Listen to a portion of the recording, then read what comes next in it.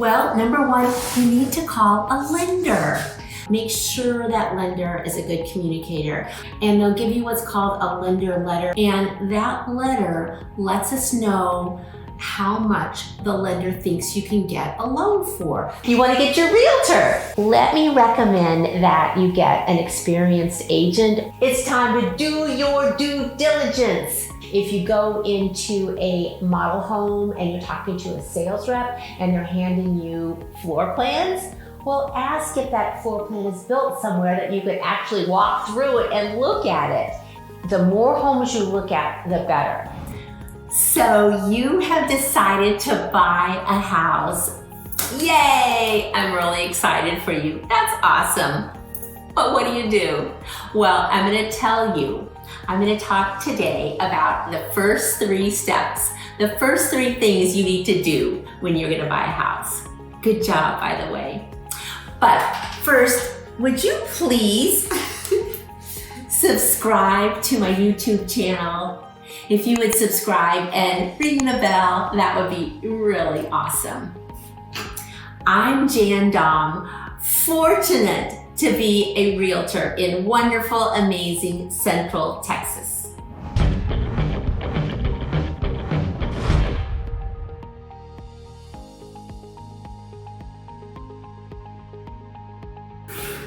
Okay, so here we go. The first 3 steps in the home buying process. Number one, you need to call a lender.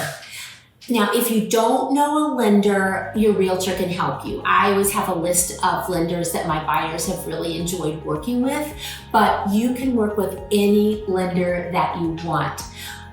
Make sure you like your lender. You're going to be working really closely with that lender. You need to have a good relationship, good working relationship. You need to have a good rapport because you do work pretty closely with that lender. So you actually need to like the lender. Would you please make sure that your lender has good communication? There is nothing more frustrating, trust me, than a lender that doesn't answer phone calls, doesn't answer emails or texts. Make sure that lender is a good communicator. I know they may say, oh, I'm just so busy. You know what? We're all busy. So return those phone calls, answer those emails. So please make sure that you choose a lender that is a good communicator. Also, it would be really good if you could choose a lender that doesn't just work Monday through Friday, 9 to 5. I mean, what if we need a lender on the weekend?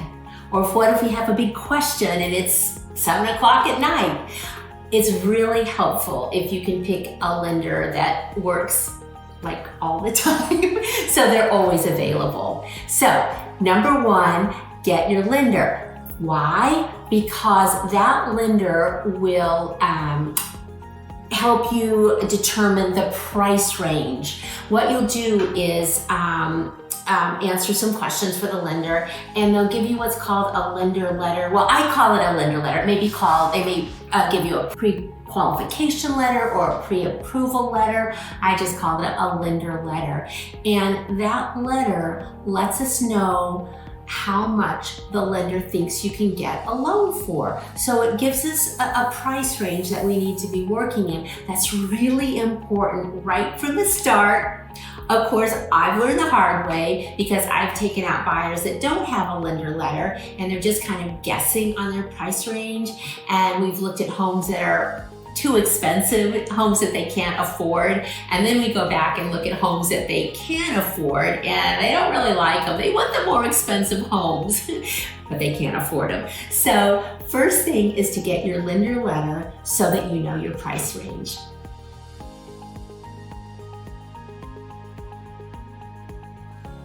All right, so you have your lender, you've done step 1, have your lender, you have your lender letter, great job. What's number 2? Well, it's actually the best part. No, just kidding. Well, no, it is. It's the best part. You want to get your realtor. Yay for realtors.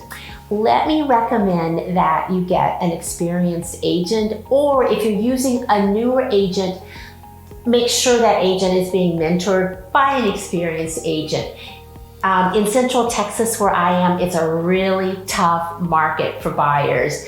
Every house just about will go into multiple offers. So you need an experienced agent to be fighting for you on that. Also, if you drive up to a house and you see, for example, you're driving around in a neighborhood and you see a for sale sign out front with the listing agent's name and phone number, don't call the listing agent. Don't use the listing agent for your real estate agent. That agent represents the seller. Do you want the same agent to represent both? I don't think that that's totally good, or I don't know if it's even ethical. That's just my opinion.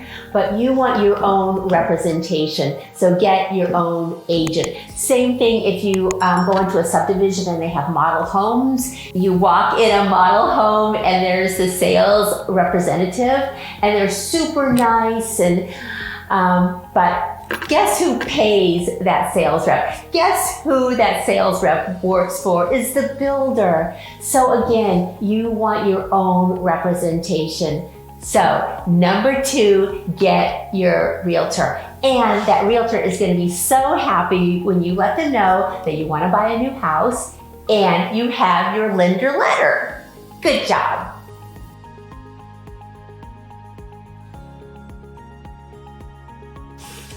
Okay, first 3 steps in the home buying process. You've got your lender and your lender letter. You've got your wonderful, amazing agent and your overarching game plan. What's next? It's time to do your due diligence. Do your due diligence. Get out there and pound that pavement. You want to look at homes. You want to drive through subdivisions. I have buyers that'll be, oh, do you mind if we look at these homes? I'm like, yes, we've got to look at homes. It's great. That's exactly what I want you to do. If you go into a model home and you're talking to a sales rep and they're handing you floor plans, well, ask if that floor plan is built somewhere that you could actually walk through it and look at it. Usually you can, and that's what you want to do. That's your due diligence. So you've got your lender letter, you've got your great and wonderful agent, now you're doing your due diligence. The more homes you look at, the better. A lot of times buyers will come with kind of this checklist of things that they need to have in a house, and after they've looked at a lot of homes, that may change a little bit. And when you walk in a house, sometimes it's just a feeling. You just get that feeling that this is it. This feels like home to you. And you can do that when you've looked at a lot of homes. You have a lot of things to compare. So do your due diligence. You have my 3 steps, your 3 first steps in the home buying process. Lender letter, agent, game plan, and then do your due diligence. Well, I hope this video has been helpful. If it is, be sure to subscribe to my YouTube channel, and thank you so much for watching. See you next time.